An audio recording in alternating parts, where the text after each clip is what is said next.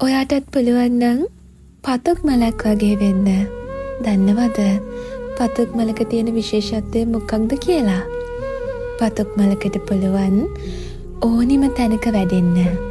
පතුක් මලක් දන්නවා වැස්සක් වුණත් සීතලක් වුණත් මොන කාලගුණ පරිසරයක වුණත් නොමැරී ජීවත් වෙන්න.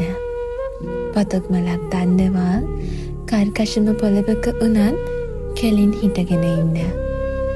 ඔයත් මේ වගේ කෙල්ලෙක් වෙන්න.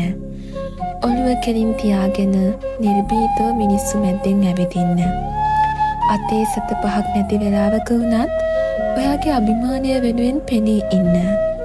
ජීවිතයට කුණාටු වෙන හැම මොහොතකම ශක්තිමත්ව දරාගෙන ඉන්න. ඔයාගේ හීන වෙනුවෙන් ලෝකේ එහා කනටුනත් තනියම යන්න.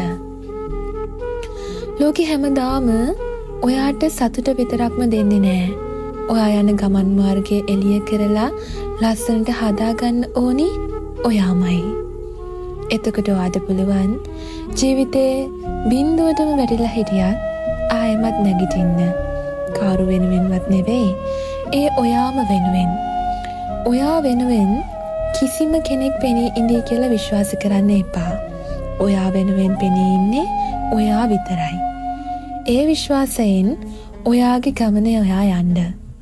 එතකොට දවසක ඔයාට තේරේවි ඔයා කොච්චර හිත හයිය කෙනෙක්ද කියලා. ඔයා දුකින් ඉන්න වෙලාවක, ජීවිතේ වැටිලා ඉන්න වෙලාවක ඔයාගේ හිත ඔයාම සනසගන්න පුරුදු වෙන්න. මට මේ ලෝකේ විශ්වාසවන්තම අත තියෙන්නේ මං ගාව. මන් දන්නවා ඒ අත ජීවිතේ කිසිම දවසක මාව අතාරින්නේ නෑ කියලා. මට විශ්වාසම ගමන් සගයා මම. කිසිම ගමනක් අතරමඟ මාව දාලා යන්නේ නෑ. මග අරින්නේ නෑ. තනි කරන්නේ නෑ. ඉතින් මට මං